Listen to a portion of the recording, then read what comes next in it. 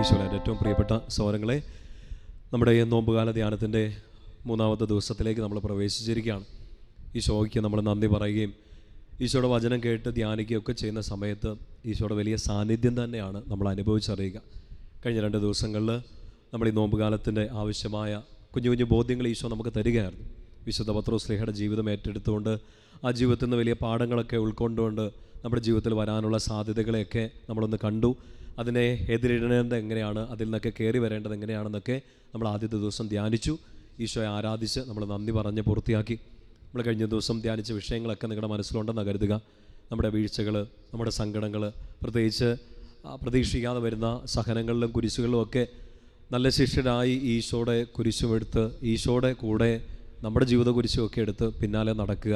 അതാണ് നമുക്ക് ഏറ്റവും അനുഗ്രഹമായി തീരുക എന്നും ഒപ്പം തന്നെ അപ്രതീക്ഷിതമായ കുരിശുകളിൽ നമ്മൾ ഈശോയെ കണ്ടുമുട്ടുമെന്നുള്ള ബോധ്യങ്ങളാണ് നമുക്ക് കിട്ടിയത്. നമ്മൾ ഈ 3-ാമത്തെ ദിവസത്തെ ഈ ധ്യാനത്തിലേക്ക് പ്രവേശിക്കുമ്പോൾ ഈശോ നമ്മളിൽ നിന്ന് സംസാരിക്കാൻ നമ്മുടെ ജീവിതത്തിന് ആവശ്യമായ വലിയ സ്നേഹവും കാരുണ്യവും ഒക്കെ തരട്ടെ നമുക്ക് പ്രാർത്ഥിക്കാം. എല്ലാറ്റിനും ഉപരി ഈശോയെ നമുക്ക് സ്നേഹിക്കാൻ, നമ്മുടെ ആ പാപങ്ങൾക്കെല്ലാം പരിഹാരമായി ഈശോ ഏറ്റെടുത്ത സഹനങ്ങളോട് ഒന്ന് അനുരൂപപ്പെട്ട് നമ്മുടെ ജീവിതത്തിലും വലിയ മാറ്റങ്ങളൊക്കെ വരുത്താൻ, വിശുദ്ധിയിൽ ജീവിക്കാൻ ഒരു കൃപ നമുക്ക് ലഭിക്കാൻ വേണ്ടി പ്രാർത്ഥിക്കാം. നമുക്കൊരു സങ്കീർത്തനത്തിലെ ഒരു കുഞ്ഞു വചനഭാഗം എടുത്ത് പ്രാർത്ഥിച്ചുകൊണ്ട് ആരംഭിക്കാം. ബൈബിൾ എടുക്കാം. 25-ാമത്തെ സങ്കീർത്തനം എടുക്കാം.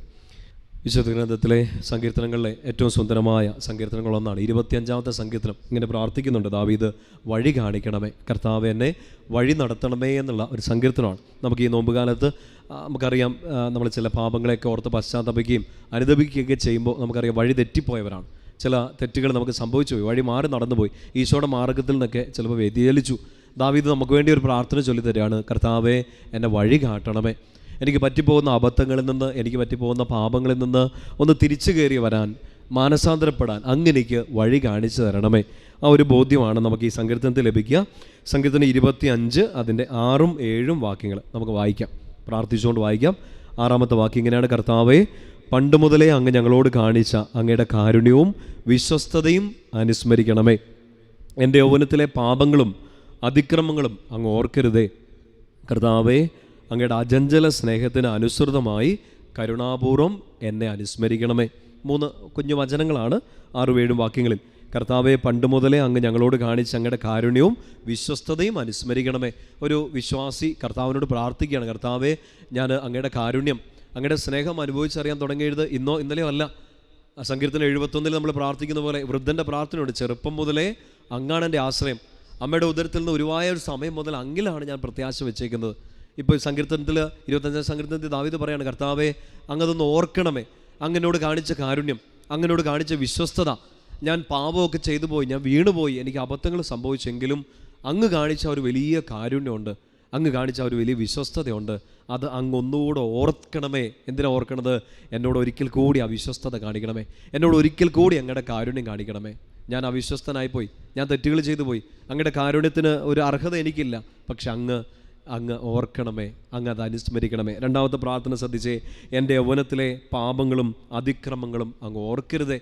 ഈശോയെ, എനിക്ക് പറ്റിപ്പോയ തെറ്റുകൾ അങ്ങ് മറന്നു കളയണേ, എൻ്റെ തെറ്റുകൾ, എൻ്റെ കുറവുകളൊന്നും അങ്ങ് ഓർത്തിരിക്കരുതേ എന്ന് നിഷ്കളങ്കമായൊരു പ്രാർത്ഥന. 3-ാമത്തെ വാക്യം ശ്രദ്ധിക്കാം. 7-ാമത്തെ വാക്യത്തിൽ: കർത്താവേ, അങ്ങയുടെ അചഞ്ചല സ്നേഹത്തിനനുസൃതമായി കരുണാപൂർവം എന്നെ അനുസ്മരിക്കണമേ. പ്രിയപ്പെട്ട സഹോദരങ്ങളെ, 2 വാക്യങ്ങളിൽ 3 പ്രാർത്ഥനകളാണ്. അങ്ങ് വിശ്വസ്തത ഓർക്കണം, അങ്ങയുടെ കാരുണ്യം അങ്ങ് ഓർക്കണം, അങ്ങ് എനിക്ക് വേണ്ടി ചെയ്ത എല്ലാ നല്ല കാര്യങ്ങളും ഞാൻ ഓർക്കുന്നു, ഞാൻ നന്ദി പറയുന്നു.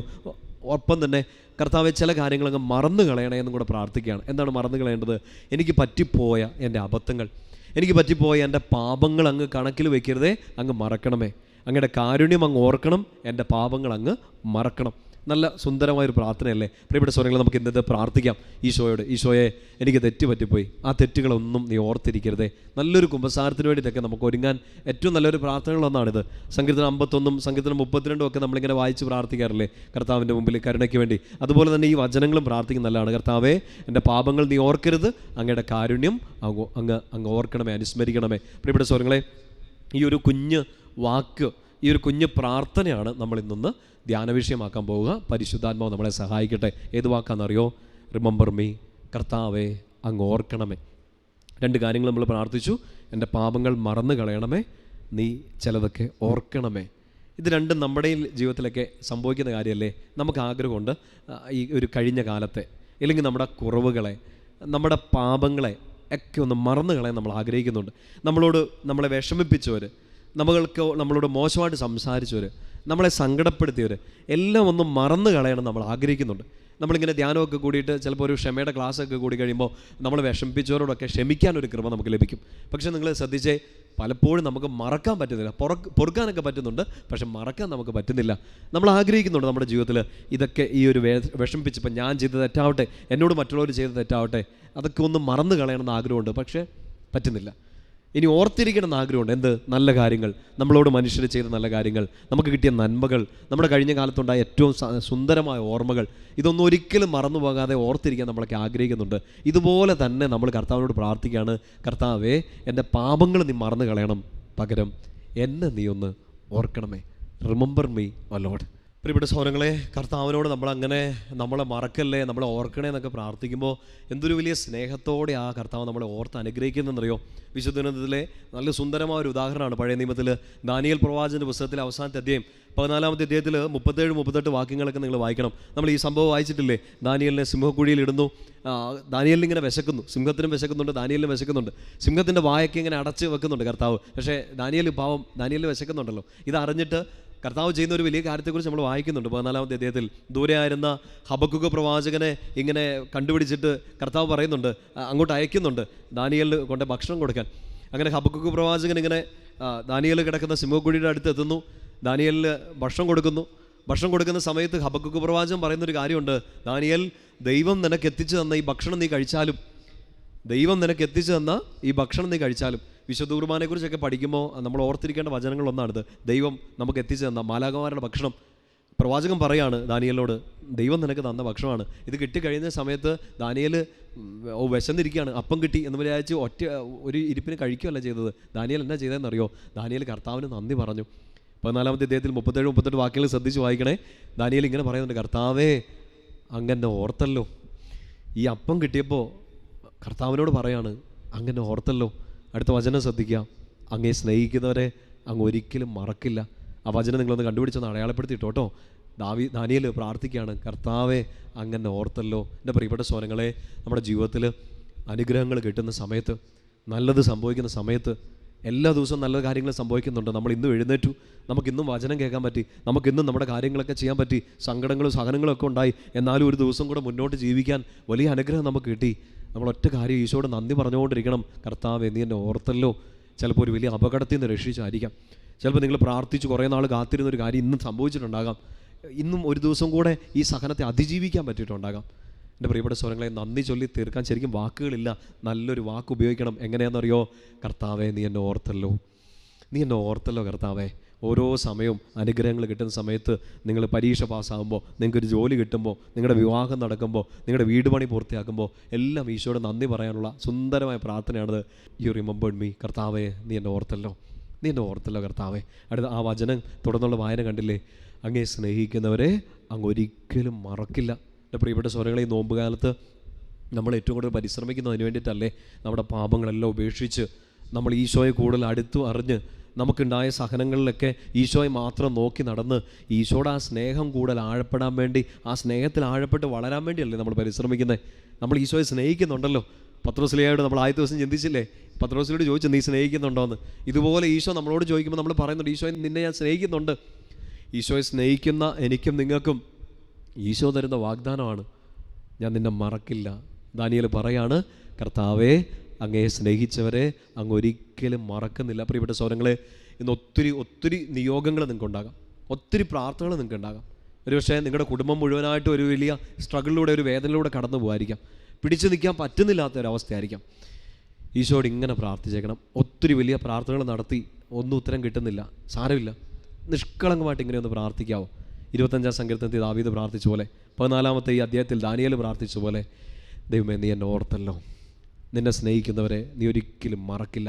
പ്രിയപ്പെട്ട സഹോദരങ്ങളെ, നമുക്കുള്ളൊരു ഉറപ്പാണ്, ഈശോ നിങ്ങളെ മറക്കില്ല. പ്രത്യേകിച്ച് ഈ ഒരു നോമ്പ് കാലത്ത് ഈശോയുടെ പീഡാസനങ്ങളൊക്കെ വായിച്ച് ധ്യാനിക്കുമ്പോൾ ഈശോ നമ്മളെ ഓർക്കും. ഇന്നലെ തന്ന ഹോംവർക്ക് നിങ്ങൾ ചെയ്തായിരുന്നോ? ലൂക്ക 22-23 അധ്യായങ്ങളൊന്ന് വായിക്കാൻ പറഞ്ഞായിരുന്നു. നിങ്ങളൊന്ന് വായിക്കണം, ഒന്ന് ആവർത്തിച്ച് വായിക്കണം. കർത്താവ് അനുഭവിച്ച പീഡകളൊക്കെ ഓർക്കുമ്പോൾ ഈശോ നമ്മളെ ഓർക്കും. സ്നേഹിക്കുന്നവരെ കർത്താവ് മറക്കത്തില്ല. ഈശോയോട് പ്രാർത്ഥിക്കാം. കർത്താവേ, ഇന്ന് ഈ ധ്യാനത്തിൻ്റെ ഈ 3-ാമത്തെ ദിവസം അങ്ങയുടെ വചനം കേൾക്കുന്ന ഞങ്ങളെ അങ്ങ് ഓർക്കണമേ. ഈ വചനം ഞങ്ങൾ കേൾക്കുന്നത് അങ്ങയോടുള്ള സ്നേഹത്താലാണ്. ഇന്ന് ഞങ്ങളങ്ങെ ആരാധിക്കുന്നത് അങ്ങയോടുള്ള സ്നേഹത്താലാണ്. ഈ നോമ്പിൽ ഞങ്ങൾ ചില കാര്യങ്ങളൊക്കെ ഉപേക്ഷിക്കുന്നത് അങ്ങയോടുള്ള സ്നേഹത്താലാണ്. പരിശുദ്ധമായ വെള്ളിയാഴ്ചകൾക്ക് വേണ്ടി ഞങ്ങൾ ഒരുങ്ങുന്നത്, ഈസ്റ്ററിന് വേണ്ടിയൊക്കെ ഞങ്ങൾ ഒരുങ്ങുന്നത് അങ്ങയോടുള്ള സ്നേഹത്താലാണ്. അങ്ങയെ സ്നേഹിക്കുന്നവരെ അങ്ങ് മറക്കില്ലല്ലോ, അങ്ങ് ഓർക്കുന്നുണ്ടല്ലോ, അങ്ങ് പരിഗണിക്കുന്നുണ്ടല്ലോ, അങ്ങ് കരുതുന്നുണ്ടല്ലോ. എന്നെയും അങ്ങ് പരിഗണിക്കണമേ, കരുതണമേ. ആമേൻ. പ്രിയപ്പെട്ട സ്വരങ്ങളെ, ഈ പ്രാർത്ഥന നിങ്ങളുടെ മനസ്സിലുണ്ടായിരിക്കട്ടെ. ഈ സങ്കീർത്തകൻ തന്നെ, ദാവീദ് തന്നെ വീണ്ടും നമുക്കൊരു ഉറപ്പ് തരുന്നുണ്ട്. 40-ാമത്തെ സങ്കീർത്തനം, പിന്നീട് സമയമെടുത്ത് വായിച്ചാൽ മതി. 40-ാമത്തെ സങ്കീർത്തനത്തിൽ അതിൻ്റെ 5 മുതലുള്ള വാക്യങ്ങൾ, പ്രത്യേകിച്ച് അവസാനത്തെ വാക്യം 40-17, കർത്താവെ അങ്ങ് ഞങ്ങൾക്ക് വേണ്ടി വൻ കാര്യങ്ങൾ ചെയ്തു, അങ്ങേക്ക് ഞങ്ങളെക്കുറിച്ച് കരുതലുണ്ടായിരുന്നു. എന്തൊരു സുന്ദരമായ വാക്യമാണ്. 40-ാം സങ്കീർത്തനം എടുക്കാവേ, അതിൻ്റെ 5-ാമത്തെ വാക്യം, Psalm 40 verse 5. ദാവീദ് ഇങ്ങനെ പ്രാർത്ഥിക്കുകയാണ്: കർത്താവേ, ദൈവമായ അങ്ങ് എത്ര അത്ഭുതങ്ങൾ ഞങ്ങൾക്ക് വേണ്ടി പ്രവർത്തിച്ചു, ഞങ്ങളുടെ കാര്യത്തിൽ അങ്ങ് എത്ര ശ്രദ്ധാലുവായിരുന്നു. ഈശോ നമ്മളെ ശ്രദ്ധിക്കുന്നുണ്ടെന്ന് ദാവീദ് ഒരു ബോധ്യം തരികയാണ്. നമുക്ക് വേണ്ടി ചെയ്ത എല്ലാ അനുഗ്രഹങ്ങളും കർത്താവ് നമ്മളെ ശ്രദ്ധിച്ചതുകൊണ്ടും നമ്മളെ ഓർത്തതുകൊണ്ടും നമ്മളെ പരിഗണിച്ചതുകൊണ്ടും നമ്മളെക്കുറിച്ച് കരുതലുള്ളത് കൊണ്ടുമാണ് എൻ്റെ പ്രിയപ്പെട്ട സഹോദരങ്ങളെ ഈശോ അത്ഭുതങ്ങളൊക്കെ നമ്മുടെ ജീവിതത്തിൽ ചെയ്തത്. ഏത് അത്ഭുതങ്ങളും നമ്മൾ ചിന്തിച്ചാൽ ദേ ഇപ്പം നമ്മൾ ഈ ശ്വാസം എടുക്കുന്നു, ശ്വാസം പുറത്തേക്ക് വിടുന്നു, ഒരു അത്ഭുതമല്ലേ? അതിന് പറ്റാത്ത ആളുകളില്ലേ? രോഗങ്ങളാൽ ക്ലേശിക്കുന്നവരില്ലേ? ഇന്നും മരണം വന്ന് വിളിച്ചുകൊണ്ട് പോയവരില്ലേ? എന്നാൽ നമുക്കിതാ ഇന്നും ഈ ഒരു ധ്യാനം കേൾക്കാൻ പറ്റുന്നു, നമുക്ക് ഈശോയെ ആരാധിക്കാൻ പറ്റുന്നു, ശ്വാസം എടുക്കാൻ പറ്റുന്നു. കർത്താവ് ചെയ്ത അത്ഭുതങ്ങളാണ്. എന്തുകൊണ്ടാണ് അത്ഭുതം ചെയ്തത്? അവൻ നിൻ്റെ കാര്യത്തിൽ, എൻ്റെ കാര്യത്തിൽ ശ്രദ്ധാലുവായിരുന്നു. 40-ാം സങ്കീർത്തനം അവസാനിക്കുന്നത് ഒരു പ്രാർത്ഥന പറഞ്ഞുകൊണ്ടാണ്. ദാവീദ് ഇങ്ങനെ പറയും: കർത്താവേ, ഞാനിങ്ങനെ മുറിയപ്പെട്ട് നിൽക്കുകയാണ്, ഞാൻ ദരിദ്രനാണ്, ഞാൻ പാവപ്പെട്ടവനാണ്, എങ്കിലും അങ്ങേക്ക് എന്നെക്കുറിച്ച് കരുതലുണ്ട്, ഞാനത് വിശ്വസിക്കുന്നു. വചനം ഒന്ന് ഒരുമിച്ച് വായിക്കാവോ? 40-17. ഞാൻ ദരിദ്രനും പാവപ്പെട്ടവനുമാണ്, എങ്കിലും കർത്താവിന് എന്നെപ്പറ്റി കരുതലുണ്ട്. പ്രിയപ്പെട്ട സഹോദരങ്ങൾ, ഇതൊന്ന് ഹൃദയത്തിലോട്ട് ഏറ്റെടുത്ത് വിശ്വസിക്കാവോ? ഇപ്പോൾ ആയിരിക്കുന്ന ആ സ്ഥലത്ത് ഒരു നിമിഷം ഒന്ന് നിന്ന് ഒന്ന് പോസ് ചെയ്തിട്ട് വലതുകരം ഒന്ന് നെഞ്ചോട് ചേർത്ത് പിടിച്ചിട്ടൊന്ന് പറയാമോ? ഞാൻ ദരിദ്രനാണ്, പാവപ്പെട്ടവനാണ്, എങ്കിലും കർത്താവിന് എന്നെക്കുറിച്ച് കരുതലുണ്ട്. ഇതൊരു വലിയ അനുഗ്രഹമായിട്ട് മാറും എൻ്റെ പ്രിയപ്പെട്ട സഹോദരങ്ങളെ.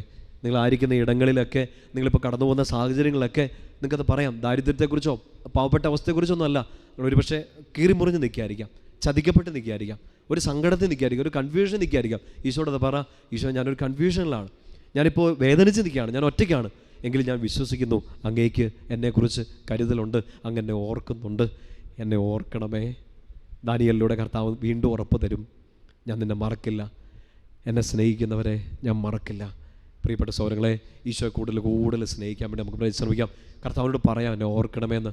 നമ്മൾ ഇന്ന് ചിന്തിക്കാൻ പോകുന്നൊരു വിഷയം മുമ്പേ പറഞ്ഞ പോലെ ഈ ഒരു വാക്കാണ്, ഓർക്കണമേ എന്നുള്ളൊരു പ്രാർത്ഥനയാണ്. പുതിയ നിയമത്തിൻ്റെ ഒരു പശ്ചാത്തലത്തിൽ നമ്മൾ എടുക്കും, പ്രത്യേകിച്ച് നോമ്പിൻ്റെ ചിന്തകളുമായിട്ടൊക്കെ ചേർത്ത് ചിന്തിക്കുമ്പോൾ ഇങ്ങനെ ഓർക്കണേ കർത്താവേ എന്ന് ഈ ഒരു പ്രാർത്ഥന പുതിയ നിയമത്തിൽ നമ്മൾ കാണുന്നുണ്ട്.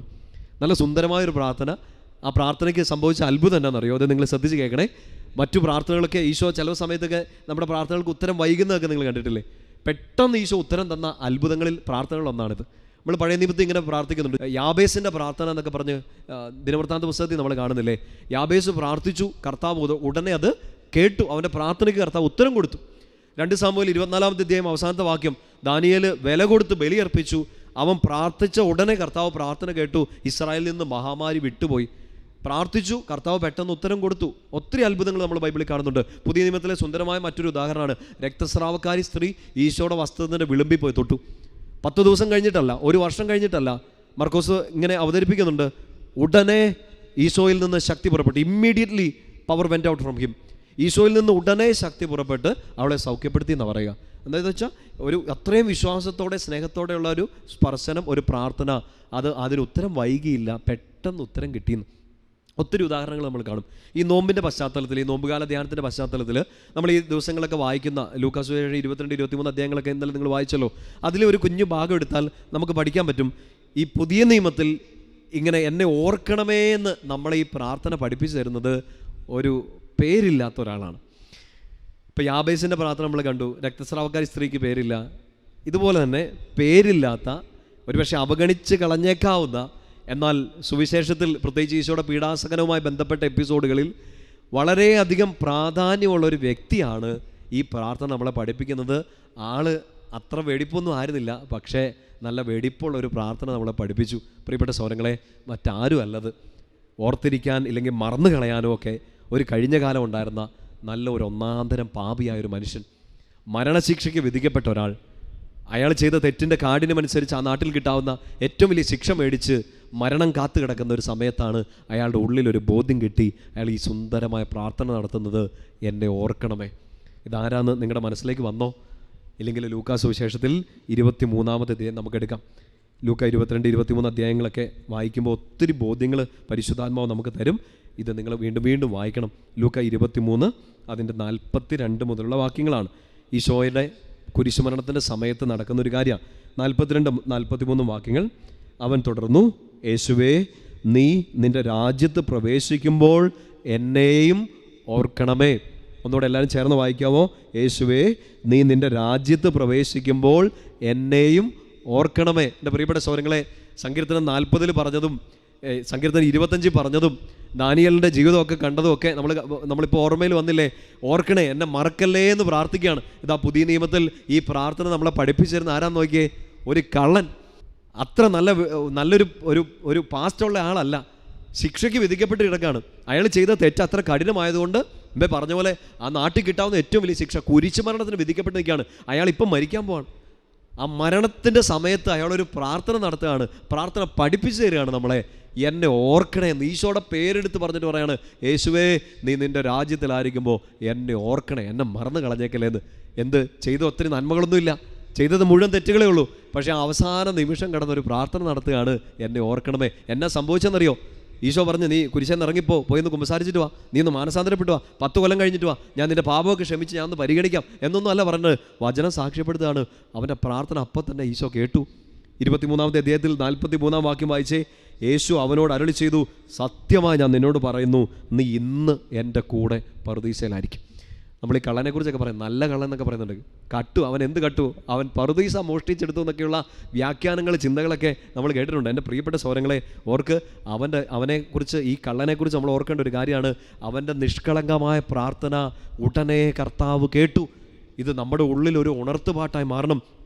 കുരിശേ കിടക്കുമ്പോഴും ചിലപ്പോൾ ഏറ്റവും വലിയ വേദനയിലും നമ്മളൊന്ന് ഏറ്റവും സിമ്പിളായിട്ട് ഈശോയിൽ വിശ്വസിച്ചുകൊണ്ട്, കർത്താവെ, എനിക്ക് ഇനി ഒരു പിടിവള്ളിയില്ല, എനിക്കിനി മുമ്പോട്ട് എന്നാന്ന് അറിഞ്ഞുകൂടാ, കൺമുമ്പിൽ മരണമാണ് വരാൻ പോകുന്നത്, ഞാൻ ഈ സമയവും പ്രാർത്ഥിക്കുകയാണ്, നിന്നെ മാത്രം നോക്കി പ്രാർത്ഥിക്കുകയാണ്, എന്നെ ഒന്ന് ഓർത്തേക്കണേ എന്നുള്ള എൻ്റെ പ്രിയപ്പെട്ട സഹോദരങ്ങളെ, വളരെ സിമ്പിളായ അത്ര ശക്തമായൊരു പ്രാർത്ഥന അത് ഉടനെ കേട്ടു. കർത്താവ് വാഗ്ദാനം കൊടുത്ത്, നീ എൻ്റെ കൂടെ പറുദീസയിലായിരിക്കും. നമ്മൾ ഒത്തിരി പ്രാർത്ഥനകൾ നടത്തിയിട്ടില്ലേ? ഒരുപാട് ധ്യാനങ്ങൾ കൂടിയിട്ടില്ലേ? ഇതാ മറ്റൊരു ധ്യാനത്തിലൂടെയും കൂടെ നമ്മൾ കടന്നു പോവാണ്. എല്ലാ ധ്യാനത്തിനും നമ്മൾ ചില നിയോഗങ്ങൾ വെക്കും, നമ്മൾ പ്രാർത്ഥനകളൊക്കെ സമർപ്പിക്കും. കർത്താവേ, ഇതിന് എന്ന് ഉത്തരം കിട്ടുമെന്നൊക്കെ ഓർത്ത് നമുക്ക് നിരാശ വരും. പക്ഷെ നോക്ക്, എന്ത് പ്രത്യാശയിലാണ് ഈ കള്ളം പ്രാർത്ഥിച്ചത്? എന്നെ പ്രത്യാശയുണ്ട്, അവൻ എന്നെ ഉറപ്പുണ്ട്, മരണമാണ് തൊട്ടു മുമ്പിൽ വരാൻ പോകുന്നത്. പക്ഷേ അവൻ്റെ നിഷ്കളങ്കമായ പ്രാർത്ഥന കർത്താവ് കേട്ടു. ഈ നോമ്പുകാലത്ത് നമ്മൾ ഒത്തിരി സാക്രിഫൈസുകൾ എടുക്കുമ്പോൾ, ഒരുപാട് പ്രാർത്ഥനകൾ നടത്തുമ്പോൾ, നിഷ്കളങ്കമായ പ്രാർത്ഥന, അനുതാപത്തോടെയുള്ളൊരു പ്രാർത്ഥന ഈശോ കേൾക്കും. അത് നിങ്ങൾ ഏറ്റവും വലിയ പാപിയായിക്കൊള്ളട്ടെ. നമ്മൾ ഇന്നിപ്പോൾ ധ്യാനം കൂടുന്നു, ധ്യാനം നടത്തുന്നു, നമ്മൾ ചിലപ്പോൾ ഈ നമ്മുടെ സമൂഹത്തിൽ, നമ്മുടെ കൂട്ടായ്മയിലെ ഏറ്റവും വലിയ പാപിയായിരിക്കും. പക്ഷേ ഏതൊരു പാപിക്കും അവസാന നിമിഷവും തിരിച്ചു വരാൻ സാധ്യതയുണ്ടെന്നും, അങ്ങനെ തിരിച്ചു വരാൻ തയ്യാറായാൽ കർത്താവ് ക്ഷമിച്ച് സ്നേഹിച്ച് സ്വപ്നം പോലും കാണാൻ പറ്റാത്ത പറുദീസ തരാൻ പറ്റുമെന്നും നമ്മുടെ മുമ്പിൽ ഈ കള്ളൻ്റെ ജീവിതം സാക്ഷ്യപ്പെടുത്തുകയാണ്. ഓർക്കണേ, നമ്മളീ പറയുമ്പോൾ നല്ല കള്ളൻ എന്നൊക്കെ പറയും, വലതുവശത്തെ കള്ളൻ എന്നൊക്കെ പറയും. നല്ല കള്ളൻ എന്നുള്ളത് തന്നെ ഒരു വിരോധാഭാസമാണ്, ഒരു കോൺട്രഡിക്ഷൻ അല്ലേ? നല്ല കള്ളൻ, അങ്ങനത്തെ ഒരു കള്ളൻ ഇല്ലല്ലോ, കള്ളനാണ് എന്ന് വെച്ചാൽ നിങ്ങൾ ചിന്തിക്കില്ല. കള്ളൻ എന്നൊക്കെ നമ്മൾ പറയുമ്പോഴത്തേനും അയാൾ അപ്പുറത്തെ വീട്ടിലെ തേങ്ങ മോഷ്ടിച്ചു, അയാൾ ഇപ്പുറത്തുനിന്ന് റബ്ബർ മോഷ്ടിച്ചു, ഇതൊന്നും അല്ല. അയാൾ ചെയ്തത് ചെറിയ തെറ്റൊന്നുമല്ല, തല്ലുകൊള്ളേണ്ട ശിക്ഷയൊന്നുമല്ല, ചെറിയ തെറ്റല്ല. അവിടുത്തെ ശിക്ഷാരീതി അനുസരിച്ച് വേണമെങ്കിൽ 39 അടി കൊടുത്തിട്ട് വിടായിരുന്നു. അതൊന്നും അല്ല ആ നാട്ടിൽ കിട്ടാവുന്ന ഏറ്റവും വലിയ ശിക്ഷ.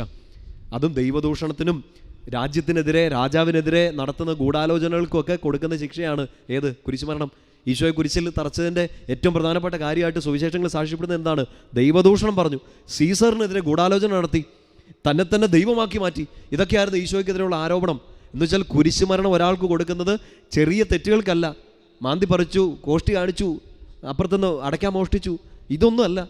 റോമിലെ സാഹചര്യം അനുസരിച്ച് ഇതുപോലെ ദൈവദൂഷണം, ദൈവത്തിന് തുല്യമായി നിൽക്കുന്ന, റോമക്കാരുടെ കണ്ണുകളിലൂടെ നോക്കിയാൽ ദൈവത്തിന് തുല്യമായി നിൽക്കുന്ന സീസറിനെതിരെ സംസാരിച്ചാൽ, അവൻ്റെ രാജ്യത്തിൻ്റെ അടിവേരുകൾ അറക്കാൻ ശ്രമിച്ചാൽ, അവനെ തട്ടി താഴെയിടാൻ ശ്രമിച്ചാൽ, ഇതുപോലെയുള്ള മാരകമായ തെറ്റുകൾക്ക് കൊടുക്കുന്ന ശിക്ഷയാണ്. ഗൂഢാലോചനയ്ക്കും രാജ്യത്തിനെതിരായുള്ള ഒരു ചിന്തകൾക്കൊക്കെ എതിരായിട്ട് കൊടുക്കുന്ന ശിക്ഷയാണത്, കുരിശുമരണം. അപ്പം നല്ല കള്ളനൊന്നുമല്ല, നല്ല മോശം കള്ളനാണ്. അവൻ അത്രയും മോശമാണെന്ന് വെച്ചാൽ രാജ്യത്തിനെതിരെ മാത്രമല്ല. നിങ്ങൾ ശ്രദ്ധിക്കണം, ഈ ലൂക്കാ സുവിശേഷം വായിക്കുമ്പോൾ മത്തായി സുവിശേഷത്തിലെ ഈ ഒരു ഭാഗം കൂടെ വായിക്കണം. 27-ാമത്തെ അധ്യായം അതിൻ്റെ 44-ാമത്തെ വാക്യം. ഈ കുരിശിൽ കിടക്കുമ്പോൾ ഈശോയെ ഒത്തിരി പേരിങ്ങനെ കളിയാക്കുന്നത് നമ്മൾ കണ്ടില്ലേ? ഈശോയെ വെല്ലുവിളിക്കുന്നത് കാണുന്നില്ലേ? ഫരിസേയർ, പുരോഹിത പ്രമുഖന്മാർ, നിയമജ്ഞർ, വഴിയെ പോകുന്നവർ ഒക്കെ ഈശോയെ കളിയാക്കുന്നുണ്ട്. നീ ക്രിസ്തു ആണെങ്കിൽ ഇറങ്ങി വാ, നീ ദൈവത്തിനാണെങ്കിൽ ഇറങ്ങി വാ, നിനക്ക് തന്നെ രക്ഷിക്കാൻ പറ്റത്തില്ലേ? ഇങ്ങനെ പറഞ്ഞ് കളിയാക്കുമ്പോൾ മത്തായി സുവിശേഷങ്ങൾ അവതരിപ്പിക്കുന്ന ഒരു കാര്യം നിങ്ങളൊന്ന് ശ്രദ്ധിക്കണേ. 27-ാമത്തെ അധ്യായത്തിൽ അതിൻ്റെ 44-ാമത്തെ വാക്യം, 43-ഉം 44-ഉം വാക്യങ്ങൾ വായിക്കാം. ഇവൻ ദൈവത്തിൽ ആശ്രയിച്ചു, വേണമെങ്കിൽ ദൈവം ഇവനെ രക്ഷിക്കട്ടെ. ചുറ്റും നിൽക്കുന്നവരൊക്കെ പറഞ്ഞ് കളിയാക്കുകയാണ്. ഞാൻ ദൈവപുത്രനാണ് എന്നാണല്ലോ ഇവൻ പറഞ്ഞിരുന്നത്. 44 ഉറക്കെ വായിക്കണം ചേർന്ന്.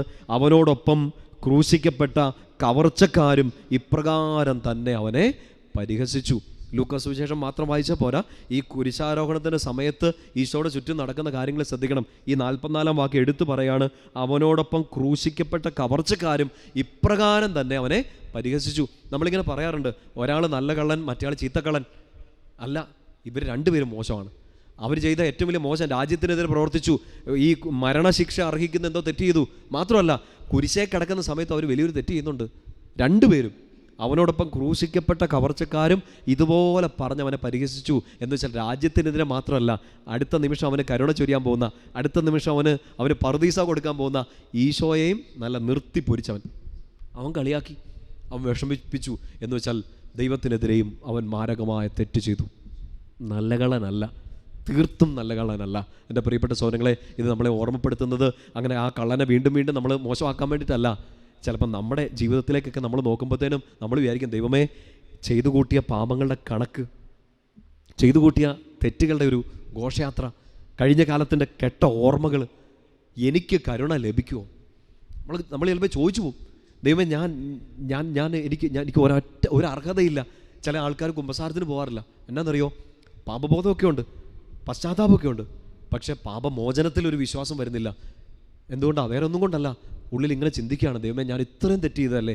ഒരു ധ്യാനമൊക്കെ കൂടി ഒരു വചനമൊക്കെ കേട്ട് ഒരു അനുഭവം ഉള്ളിലേക്ക് വരുന്നുണ്ടാവും, ഇത് ശരിയായില്ല, ഒന്ന് അനുദപിക്കാം, ഇനി മുന്നോട്ടൊക്കെ ജീവിക്കാം. പക്ഷേ കർത്താവ് ക്ഷമിക്കുമോ? പേടിയാണ്, സംശയമാണ്.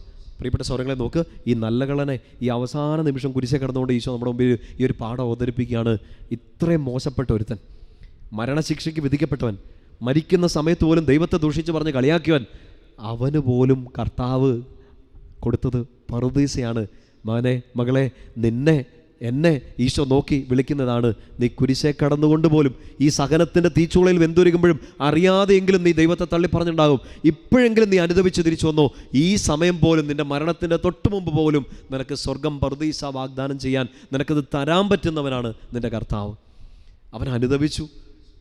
അല്പം മുമ്പ് കർത്താവിനെ നോക്കി കളിയാക്കിയവൻ, അല്പം മുമ്പ് ദൈവത്തെ തള്ളി പറഞ്ഞവൻ, അല്പം മുമ്പ് ഒരുപക്ഷെ സ്വയം ശപിച്ചവൻ, ഇനി മരണമല്ലാതെ മറ്റൊന്നും ഇനി മുമ്പിലില്ല എന്ന് തിരിച്ചറിഞ്ഞവൻ, ഒരു നിമിഷം കൊണ്ടൊന്ന് മാനസാന്തരപ്പെടുകയാണ്. അവൻ പറയുകയാണ് നിഷ്കളങ്കമായിട്ട്, എന്നെ ഒന്ന് ഓർത്തേക്കണേ. വലിയ പ്രാർത്ഥനകൾ നടത്തിയില്ല, ഈശോയെ എന്നെ ഒന്ന് ഓർത്തേക്കണേ എന്ന് പറഞ്ഞു. പ്രിയപ്പെട്ട സഹോദരങ്ങളെ, അനുതാപത്തോടെയുള്ള ഒരൊറ്റ നിലവിളി കർത്താവ് കാലതാമസം വെച്ചില്ല, പെട്ടെന്ന് കർത്താവ് ഉത്തരം കൊടുത്തു. നമുക്ക് പലപ്പോഴും ഈശോ ഉത്തരം തരാൻ വൈകുന്നുണ്ടെങ്കിൽ, ചില കാര്യങ്ങളൊക്കെ നമ്മൾ പ്രാർത്ഥിച്ചിട്ട് നടക്കുന്നില്ലെങ്കിൽ, നമുക്ക് കള്ളനോട് അസൂയൊന്നും തോന്നണ്ട. പക്ഷെ നമുക്കൊരു തിരിച്ചറിവ് വേണം. നമ്മുടെ ഉള്ളിലുള്ള പ്രാർത്ഥന അത്ര നിഷ്കളങ്കമാണോ? നമ്മളത്ര അനുദപിച്ചിട്ടാണോ ഈ ഈശോയുടെ മുമ്പിൽ നിൽക്കുന്നത്? പല നിയോഗങ്ങളും നമ്മൾ സമർപ്പിക്കുമ്പോഴും അയോഗ്യതയോടുകൂടി നിന്നുകൊണ്ടാണോ പ്രാർത്ഥിക്കുന്നത്? നമ്മൾ വലിയ ബന്ധന പ്രാർത്ഥനകളൊക്കെ ചെല്ലുന്നുണ്ട്, നമ്മൾ വലിയ ബഹിഷ്കരണ പ്രാർത്ഥനകളൊക്കെ ചെല്ലുന്നുണ്ട്. പക്ഷെ അപ്പോഴും ഒരു ഡൈനാമിറ്റ് കീയൊക്കെ തുറന്ന് തലയണക്കടി വെച്ചേക്കാണ്. എന്ന് വെച്ചാൽ ചില പാപങ്ങളെ ഓർത്ത് അനുദപിച്ചിട്ടില്ല, ചില പാപങ്ങൾ വിട്ടുകളയാൻ തയ്യാറല്ല, പക്ഷേ പ്രാർത്ഥന അപ്പോഴും തുടരുകയാണ്. ഒരു പ്രിയപ്പെട്ട സഹോദരങ്ങളെ, ഒരു ഡൈനാമിറ്റ് താക്കോല് തുറന്നിട്ട് തലയണക്കടി വെച്ചിട്ട് ബന്ധന പ്രാർത്ഥന ചൊല്ലിക്കൊണ്ട് കാര്യമില്ല, ഡൈനാമിറ്റ് പൊട്ടും. പറയുന്നത് മനസ്സിലാവുന്നുണ്ടോ? ഈ പാപം ഒഴിവാക്കാൻ തയ്യാറല്ല, ഈ പഴയ ജീവിതം ഒഴിവാക്കാൻ തയ്യാറല്ല, എന്നിട്ട് ഈശോയെ അനുഗ്രഹം തരണം, എന്നെ ഓർക്കണം. നോ, കർത്താവ് ഓർക്കണമെങ്കിൽ, കർത്താവ് പറുദീസ തരണമെങ്കിൽ ആദ്യം ഈ ബോംബെടുത്ത് മാറ്റണം, ആദ്യം ഈ തെറ്റ് ഒഴിവാക്കണം, ആദ്യം പാപം ഒഴിവാക്കണം. ഈ കള്ളൻ അനുദപിച്ചതിനെക്കുറിച്ച് നമ്മളിനി കാണാൻ പോവാണ്. അയാൾ എങ്ങനെയാണ് അയാളുടെ ഉള്ളിൽ മാനസാന്തരം സംഭവിച്ചത്. 1-2 സ്റ്റെപ്പുകളിലൂടെയാണ്. കഴിഞ്ഞ ദിവസം നമ്മൾ പറഞ്ഞ പോലെ പത്രോസ്ലീഹ 1-2 സ്റ്റെപ്പുകളിലാണ് താഴേക്ക് വീണത്. ഇതുപോലെ തന്നെ ഈ കള്ളൻ 1-2 സ്റ്റെപ്പുകളിലൂടെയാണ് സ്വർഗത്തിലേക്ക് കയറി ചെല്ലുന്നത്. അത് നമ്മളൊന്ന് പരിശുദ്ധാത്മാവിൻ്റെ സഹായത്തോടു കൂടി മനസ്സിലാക്കാൻ പോവാണ്. നിങ്ങൾ നോട്ട് ബുക്ക് കയ്യിലുണ്ടെങ്കിൽ നോട്ട് ബുക്കിലേക്ക് ഒന്ന് എഴുതി വെക്കണം. ഒന്നാമത്തെ കാര്യം, അവൻ തിന്മയെ ശാസിച്ചു. അതൊന്ന് എഴുതി വെച്ചോ, അത് പറഞ്ഞു തരാം, നമുക്കൊന്ന് ഒരുമിച്ച് ധ്യാനിക്കാം. കള്ളൻ തിന്മയെ ശാസിച്ചു. ഒറ്റ കേൾവിയിൽ ചിലപ്പോൾ നമ്മൾ വിചാരിക്കും ഇതന്നെ അവൻ തിന്മയൊന്നും ശാസിച്ചില്ലല്ലോ, അവൻ സാത്താനെ ഓടിച്ചില്ലല്ലോ. എൻ്റെ പ്രിയപ്പെട്ട സ്വരങ്ങൾ, നമ്മളിതൊന്ന് പരിശുദ്ധാത്മാവിൻ്റെ സഹായത്തോടെ ആഴത്തിലൊന്ന് ധ്യാനിക്കാൻ വേണ്ടി പോവാണ്. നമ്മുടെ ജീവിതത്തിൽ ഒരു മാനസാന്തരം സംഭവിക്കണമെങ്കിൽ, യഥാർത്ഥ അനുതാപത്തോടെ നിഷ്കളങ്കതയോടെ കർത്താവിനോട് ഓർക്കണമേ എന്ന് പ്രാർത്ഥിക്കാൻ പറ്റണമെങ്കിൽ, അങ്ങനെ നമ്മുടെ ആ നിഷ്കളങ്കമായ പ്രാർത്ഥനയ്ക്ക് പെട്ടെന്ന് ഉത്തരം കിട്ടണമെങ്കിൽ ഈ കള്ളൻ ചെയ്തതുപോലെ ചില കാര്യങ്ങൾ ചെയ്യണം. കക്കാൻ പോകണമെന്നല്ല, അനുദപിക്കണം. എങ്ങനെ അനുദപിക്കണം? സ്റ്റെപ്പ് നമ്പർ 1, അവൻ തിന്മയെ ശാസിച്ചു. എങ്ങനെയാണ് അവൻ തിന്മയെ ശാസിച്ചത്? ലൂക്കാ സുവിശേഷം തന്നെ നമുക്കെടുക്കാം. 23-ാമത്തെ അധ്യായത്തിൽ അതിൻ്റെ 39-ാമത്തെ വാക്യം മുതൽ വായിക്കാം. കുരിശിൽ തൂക്കപ്പെട്ടിരുന്ന കുറ്റവാളികളിൽ ഒരുവൻ അവനെ ദുഷിച്ചു പറഞ്ഞു, നീ ക്രിസ്തുവല്ലേ, നിന്നെയും ഞങ്ങളെയും രക്ഷിക്കുക. 2 കള്ളന്മാരുണ്ട്. അവർ ഈശോയെ ഇങ്ങനെ കളിയാക്കിക്കൊണ്ടിരുന്നതായിട്ട് മത്തായി സുവിശേഷം അവതരിപ്പിക്കുന്നുണ്ട്. ലൂക്കാ സുവിശേഷം പറയുകയാണ് ഇനി ഒരു ട്രാൻസ്ഫോർമേഷൻ, ഒരു മാറ്റത്തെക്കുറിച്ച് ലൂക്കാ സുവിശേഷം പറയുകയാണ്. 39-ാമത്തെ വാക്യം ഒന്നുകൂടെ വായിക്കണം. കുരിശിൽ തൂക്കപ്പെട്ടിരുന്ന കുറ്റവാളികളിൽ ഒരുവൻ അവനെ ദുഷിച്ചു പറഞ്ഞു, നീ ക്രിസ്തുവല്ലേ, നിന്നെയും ഞങ്ങളെയും രക്ഷിക്കുക. ഈ സന്ദർഭം നമുക്കറിയാം. അതുകൊണ്ടാണല്ലോ ഒരാളെ ചിലപ്പോൾ നമ്മൾ നല്ല കള്ളനെന്നും മറ്റേയാളെ മോശം കള്ളനെന്നും പറയുന്നത്. ഇനി നല്ല കള്ളൻ ചെയ്ത കാര്യം ശ്രദ്ധിച്ചു. 40-ാം വാക്യം, അപരൻ അവനെ ശകാരിച്ചു പറഞ്ഞു, നീ ദൈവത്തെ ഭയപ്പെടുന്നില്ലേ, നീയും അതേ ശിക്ഷാവിധിയിൽ തന്നെയാണല്ലോ. പ്രിയപ്പെട്ട സഹോദരങ്ങളെ, ഈ മനുഷ്യൻ, ഈ നല്ല കള്ളൻ എന്ന് പറയുന്ന നമ്മുടെ ഇപ്പോൾ നമ്മൾ ചിന്തിക്കാൻ പോകുന്ന ഈ വിഷയത്തിലെ ഹീറോ, മറ്റേ ആൾ കർത്താവിനെ ദുഷിക്കുകയാണ്, കളിയാക്കുകയാണ്. കർത്താവിൻ്റെ ആ ദൈവത്വത്തെ തന്നെ, നീ ദൈവത്വമാണെങ്കിൽ ഇറങ്ങി വാ, നീ ക്രിസ്തുവല്ലേ, നിനക്ക് രക്ഷിക്കാൻ പറ്റില്ലേ എന്നൊക്കെ പറഞ്ഞ് ദുഷിച്ച് പറയുമ്പോൾ, ഈ അപരൻ, നമ്മുടെ ഈ ഹീറോ, നമ്മുടെ ഈ നല്ല കള്ളൻ ചെയ്യുന്നത് എന്താണെന്നറിയോ? അയാൾ പറഞ്ഞ വാക്കുകളൊന്ന് ശ്രദ്ധിക്കണം. 40-ാം വാക്യം, നീ ദൈവത്തെ ഭയപ്പെടുന്നില്ലേ, നീയും അതേ ശിക്ഷാവിധിക്ക് അർഹനല്ലേ. അത് പറയുമ്പോൾ എങ്ങനെ പറഞ്ഞുവെന്ന് ലൂക്കാ സുവിശേഷം അവതരിപ്പിക്കുന്നുണ്ട്. അപരൻ അവനെ ശകാരിച്ചുകൊണ്ട് പറയണം, ശാസിച്ചുകൊണ്ട് പറയണം. ചുമ്മാ തിരുത്തുകയല്ല, ശകാരിക്കുക, ശാസിക്കുക. നമ്മളിത് എടുത്തേക്കുന്നത് ലൂക്കാ സുവിശേഷത്തിലായതുകൊണ്ട് പല തവണയായിട്ട് ഈ സുവിശേഷങ്ങളിൽ ഇത് കാണുന്നുണ്ട്. ശാസിച്ചു, ശകാരിച്ചു. ഇത് ചുമ്മാ വഴക്കുണ്ടാക്കി ഒച്ചത്തിൽ സംസാരിച്ചു എന്നല്ല അതിൻ്റെ അർത്ഥം. വിശുദ്ധ ഗ്രന്ഥത്തിൽ പ്രത്യേകിച്ച് ലൂക്കാ സുവിശേഷം എടുത്ത് പറയുന്നുണ്ട്, ശാസിക്കുന്നത് എപ്പോഴും ശത്രുവിനെയാണ്, ശാസിക്കുന്നത് എപ്പോഴും തിന്മയാണ്, ശാസിക്കുന്നത് എപ്പോഴും തെറ്റായ കാര്യങ്ങളെയാണ്, ശാസിക്കുന്നത് എപ്പോഴും നമ്മുടെ വളർച്ചയെ തടസ്സപ്പെടുത്തുന്ന കാര്യങ്ങളെയാണ് വിശുദ്ധ ഗ്രന്ഥത്തിൽ സുവിശേഷങ്ങളിൽ ശാസിക്കുന്നതായിട്ട് കാണുക. പ്രത്യേകിച്ച് ഈശോ ശാസിക്കുന്നുണ്ട്. ഈശോ തിന്മയെ ശാസിക്കുന്നു, ശകാരിക്കുന്നു. ഒന്ന് ഓർത്ത് നോക്കണം. കുറച്ച് സമയത്തേക്ക് ഈശോ തിന്മയെ ശാസിച്ചതുപോലെ തിന്മയായ വാക്കുകളെ അത് പറയുന്ന വ്യക്തിയെ ഈ കള്ളൻ ശാസിക്കുകയാണ്. പ്രിയപ്പെട്ട സഹോദരങ്ങളെ, ഇത് നന്നായിട്ട് മനസ്സിലാക്കാൻ വേണ്ടി എൻ്റെ കൂടെ ചിന്തിച്ച് ധ്യാനിക്കണേ. ഈശോ തിന്മയെ ശാസിച്ചതുപോലെ ഈ തിന്മയുടെ സ്വരത്തെ, ഈ മോശപ്പെട്ട കള്ളൻ്റെ നാവിൽ നിന്ന് വരുന്ന തിന്മയുടെ ഈ സ്വരത്തെ ശകാരിക്കുകയാണ്, ശാസിക്കുകയാണ്. നന്നായിട്ട് മനസ്സിലാക്കാൻ വേണ്ടി 1-2 വചനങ്ങൾ എടുക്കാം. ലൂക്കാ സുവിശേഷത്തിൽ തന്നെ 4-ാമത്തെ അധ്യായം നമുക്കെടുക്കാം. ലൂക്കായിലാണ് ഈ വാക്കുകൾ ഇങ്ങനെ ആവർത്തിച്ച് പറയുക. പ്രത്യേകിച്ച് ഈ ഒരു അർത്ഥത്തിൽ നമുക്കത് വായിക്കാൻ പറ്റുന്നത്. ലൂക്കാ സുവിശേഷം 4-ാമത്തെ അധ്യായം അതിൻ്റെ 35-ാമത്തെ വാക്യം, 4:35. പിശാചുബാധനെ സൗഖ്യപ്പെടുത്തുന്ന ഒരു സന്ദർഭമാണ്. 4:35 വായിക്കാം. ഈശോ അവനെ ശാസിച്ചു പറഞ്ഞു, മിണ്ടരുത്, അവനെ വിട്ടു പോവുക. ആ പിശാച് ഉപദ്രവം ഒന്നും വരുത്താതെ എല്ലാവരുടെയും നടുവിലേക്ക് അവനെ തള്ളിയിട്ടതിന് ശേഷം അവനെ വിട്ടുപോയി. ഈശോ പിശാചുബാധനെ സൗഖ്യപ്പെടുത്തുകയാണ്. പിശാചിനെ എന്നാ ഈശോ ചെയ്യുന്നത്? ഇറങ്ങിപ്പോകാവോ എന്ന് ചോദിക്കുകയല്ല, ഇറങ്ങ് എന്ന് ചുമ്മാ നിർബന്ധം പിടിക്കുകയല്ല, ശാസിക്കുകയാണ്, ശകാരിക്കുകയാണ്. വചനം ഒന്നുകൂടെ കേട്ടെ. ഈശോ അവനെ ശാസിച്ചു പറഞ്ഞു, മിണ്ടരുത്. ആരോടാ പറയുന്നത്? പിശാചിനോട് പറയണം, മിണ്ടരുത്, തിരുത്തുകയാണ്. ഇനി നീ ശബ്ദിക്കരുത്, നാവ് അടക്കുകയാണ്. എൻ്റെ പ്രിയപ്പെട്ട സഹോദരങ്ങളെ, ഈശോ പിശാചിനോട് മിണ്ടരുതെന്ന് പറഞ്ഞതുപോലെ ഇതാ ഈ കള്ളൻ ശകാരിക്കുകയാണ്, അവൻ്റെ വാക്കുകളെ നിശബ്ദമാക്കുകയാണ്. നിനക്കിത് പറയാനുള്ള അർഹതയില്ല, നമുക്ക് ഈ തെറ്റ്, നമ്മൾ ചെയ്ത തെറ്റിന് നമുക്ക് ശിക്ഷയ്ക്ക് അർഹനാണ്. നീ ഇപ്പം പറയുന്ന ഈ ദൈവദൂഷണം, ഈ വെല്ലുവിളി, ഈ പരിഹാസം, ഈ ദൈവത്തിന് നിരക്കാത്ത കാര്യം നീ നിർത്തണമെന്ന് കള്ളൻ ശാസിക്കുകയാണ്. ഈശോ പിശാചിൻ്റെ സ്വരത്തെ ശാസിച്ചതുപോലെ കള്ളൻ ഈ തിന്മയുടെ സ്വരത്തെ, ഈ എതിർ ശബ്ദത്തെ, ക്രിസ്തുവിനെതിരായി പോയ കള്ളൻ്റെ, മോശപ്പെട്ട കള്ളൻ്റെ സ്വരത്തെ ശാസിക്കുകയാണ്. തിന്മയെ നിങ്ങൾക്ക് ചെറുക്കണമെങ്കിൽ, മാനസാന്തരപ്പെടണമെങ്കിൽ ആദ്യത്തെ വഴി പിശാചിൻ്റെ ശബ്ദത്തെ ശാസിക്കുക എന്നുള്ളതാണ്. മറ്റൊരു വചനം എടുക്കാം. 4-ാമത്തെ അധ്യായത്തിൽ തന്നെ 39-ാമത്തെ വാക്യം. ഈശോ ശിമയോൻ്റെ ഭവനത്തിലൊരു സൗഖ്യം നൽകുന്നതിനെക്കുറിച്ചാണ്. 4:39. അവൻ അവളുടെ അടുത്തെത്തി പനിയെ ശാസിച്ചു, അതവളെ വിട്ടുമാറി. ഈശോ സൗഖ്യപ്പെടുത്തുകയാണ്. മറ്റ് സ്ഥലങ്ങളിൽ ഇപ്പോൾ കൈമേലാത്ത ഒരാൾ വന്ന് പ്രാർത്ഥിക്കുമ്പോൾ ഈശോ കൈവേദനയെ ശാസിക്കുകയല്ല. നോക്ക്, കണ്ണ് കാണാൻ പറ്റാത്ത ഒരാൾ ഈശോയുടെ മുമ്പിൽ വന്ന് നിന്ന് എനിക്ക് സൗഖ്യം തരണേ എന്ന് പറയുമ്പോൾ അന്ധതയെ ശാസിക്കുകയല്ല ഈശോ. പക്ഷേ ഇവിടെ വളരെ വ്യത്യസ്തമായിട്ട് ചെയ്യുകയാണ്. ശിമയോൻ്റെ വീട്ടിൽ ഒരു സൗഖ്യം നടത്തുന്നു, പനിയെ ശാസിക്കുകയാണ്. നമ്മൾ വിചാരിക്കും പനീനെ എന്തിനാണ് ശാസിക്കുന്നത്, മരുന്ന് കൊടുത്താൽ പോരെ. ഇല്ല, ഈശോ ബാക്കി സൗഖ്യങ്ങളൊക്കെ ചെയ്യുന്നത് പോലെ തന്നെ സൗഖ്യപ്പെടട്ടെ, പാപം മോചിക്കപ്പെട്ടിരിക്കുന്നു, കിടക്കെടുത്ത് പോ എന്ന് പറഞ്ഞാൽ പോരെ. പക്ഷേ എൻ്റെ പ്രിയപ്പെട്ട സുഹൃത്തുക്കളെ, ഇതാ ഈ പിശാച് ബാധിതനെ സൗഖ്യപ്പെടുത്തിയ ഉടനെ സംഭവിക്കുന്ന ഒരു അത്ഭുതത്തെയാണ് ലൂക്ക അവതരിപ്പിച്ചിരിക്കുന്നത്.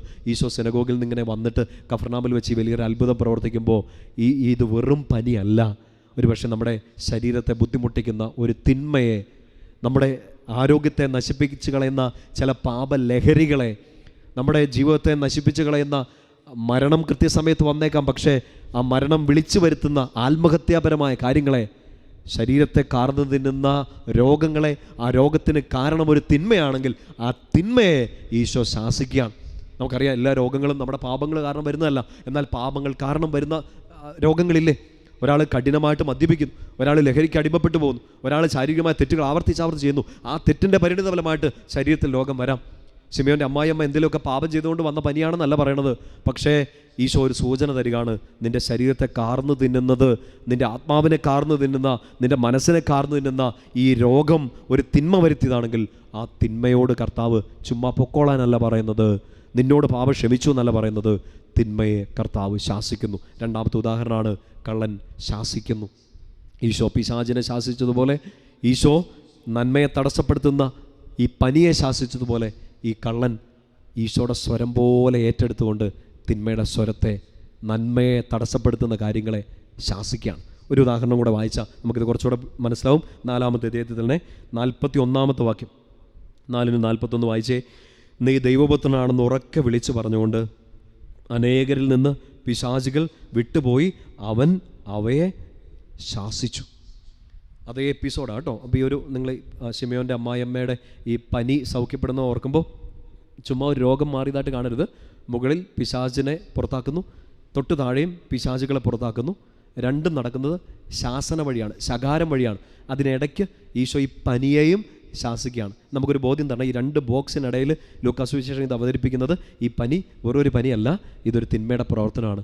ആ തിന്മയുടെ പ്രവർത്തനത്തെ ശാസിച്ച് പുറത്താക്കണം. ഇതേ അനുഭവമാണ് നമ്മൾ കുരിശിൽ വെച്ച് കാണുക. നല്ല കള്ളൻ ശകാരിക്കുകയാണ്, ശാസിക്കുകയാണ്. അടുത്തുള്ള കള്ളനെ, അടുത്തുള്ള തെറ്റിനെ അവൻ ശാസിക്കുകയാണ്. അവൻ്റെ ഉള്ളിലുള്ള തിന്മയുടെ സ്വരത്തെ ഈ കള്ളൻ ശാസിക്കുകയാണ്. അവൻ നല്ല കള്ളനായത് പറുദീസ മോഷ്ടിച്ചെടുത്തുകൊണ്ടല്ല, അവൻ നല്ല കള്ളനായത് ഈശോയുടെ സ്വരമായി അവൻ മാറി തിന്മയ്ക്കെതിരെ അവൻ ശബ്ദിച്ചു, ശാസിച്ചു, ശകാരിച്ച് ആ ശബ്ദത്തെ നിശബ്ദമാക്കി മാറ്റി. ഇവിടെയാണ് ഈ കള്ളൻ പ്രത്യേകത അർഹിക്കുക. ഇതുകൊണ്ടാണ് ആ കള്ളനെ സുവിശേഷം അത്ര പ്രാധാന്യത്തോടു കൂടി കാണുക. എൻ്റെ പ്രിയപ്പെട്ട സഹോദരങ്ങളെ, ഈ നോമ്പുകാലത്തിൻ്റെ സമയത്ത് നന്നായിട്ട് കുമ്പസാരിക്കാൻ നിങ്ങൾ ആഗ്രഹിക്കുന്നില്ലേ? ചില പാപങ്ങളിൽ നിന്നൊക്കെ പൂർണ്ണമായ ഒരു വിടുതൽ നിങ്ങൾ ആഗ്രഹിക്കുന്നില്ലേ?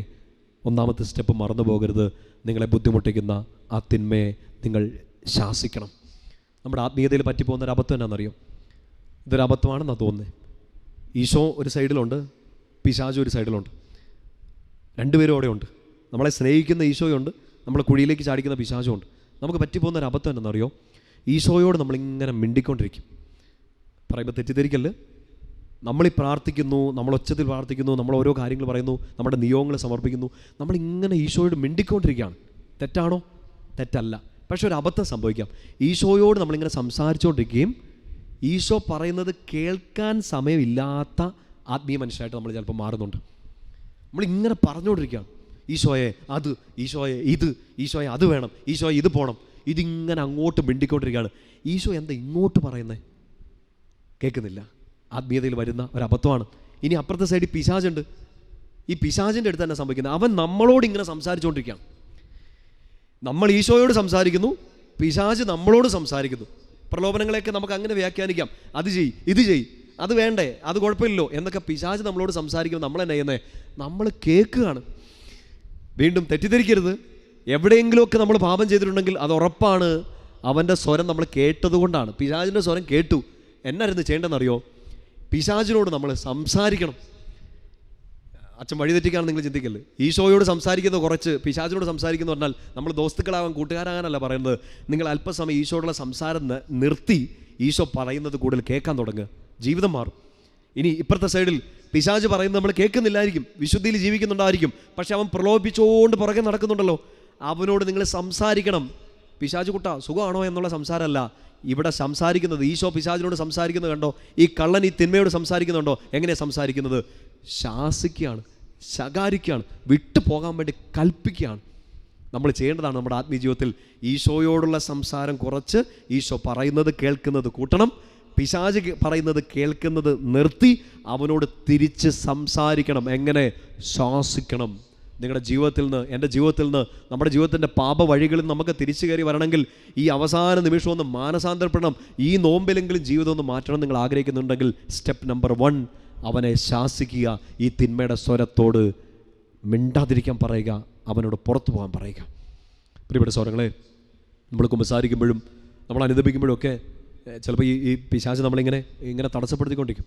നമ്മളോട് ഇങ്ങനെ നമ്മുടെ കഴിഞ്ഞ കാലമൊക്കെ പറഞ്ഞുകൊണ്ടിരിക്കും. നീ ഈ നോമ്പ് നടത്തിയിട്ട് വലിയ കാര്യമൊന്നുമില്ല, ഇങ്ങനെ ഉപവസിച്ചിട്ട് വലിയ കാര്യമൊന്നുമില്ല, നീ ഇങ്ങനെ ധ്യാനം കൂടിയതുകൊണ്ട് വലിയ കഥയൊന്നുമില്ല, എത്ര ധ്യാനം കൂടിയാലും നീ ഇങ്ങനെയൊക്കെ ചെയ്തതല്ലേ എന്നൊക്കെ പറഞ്ഞ് എൻ്റെ പ്രിയപ്പെട്ട സ്വരങ്ങളെ, പിശാച് നമ്മളെ നമ്മുടെ പാസ്റ്റ് കാണിച്ച് പേടിപ്പിക്കും. പിശാച് നമ്മളെ പാസ്റ്റ് കാണിച്ച് പേടിപ്പിക്കുമ്പോൾ ഈശോ നിനക്ക് വേണ്ടി ഒരുക്കിയ ഫ്യൂച്ചർ കാണിച്ച് അവനെ തിരിച്ച് പേടിപ്പിച്ചോണം. കഴിഞ്ഞ ദിവസം നമ്മളിങ്ങനെ ചിന്തിച്ചില്ലേ, ഇങ്ങനെ ഒരു കഴിഞ്ഞ കാലം നമുക്കുണ്ട്.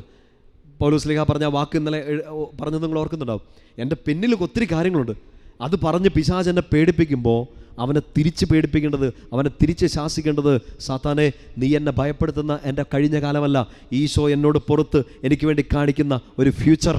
പഴയത് കാണിച്ച് അവൻ പേടിപ്പിക്കുമ്പോൾ പുതിയ പർദീസ കാണിച്ച് പിശാചിനെ തിരിച്ച് പേടിപ്പിക്കണം. അവനോട് സംസാരിക്കണം, അവനെ ശാസിക്കണം. എങ്കിലേ അവൻ വിട്ടു പോവുകയുള്ളൂ. ഈ കള്ളൻ, കൂടെ ഉണ്ടായിരുന്ന കള്ളൻ്റെ സ്വരത്തെ, അവൻ്റെ തിന്മയുടെ സ്വരത്തെ ശാസിച്ചു. നമ്മൾ ചിന്തിക്കുമ്പോൾ അടുത്ത് നിന്ന കള്ളൻ പിശാചായിരുന്നോ? തെറ്റിദ്ധരിക്കണ്ട, നന്നായിട്ട് തന്നെ അത് ധരിക്കുക. ആ അടുത്ത് നിന്ന സ്വരം പിശാചിൻ്റെ തന്നെയാണ്. എന്ത് പറഞ്ഞിട്ടാണ് ഈ കള്ളൻ, മറ്റേ കള്ളൻ ഈശോയെ കളിയാക്കിക്കൊണ്ടിരുന്നത്? നീ ദൈവപുത്രനാണോ, നീ ക്രിസ്തുവാണോ? ഇത് പറഞ്ഞുകൊണ്ടാണ് ഈ ഈശോയെ ബുദ്ധിമുട്ടിച്ചുകൊണ്ടിരുന്നത്. നിങ്ങൾ ശ്രദ്ധിക്കണം.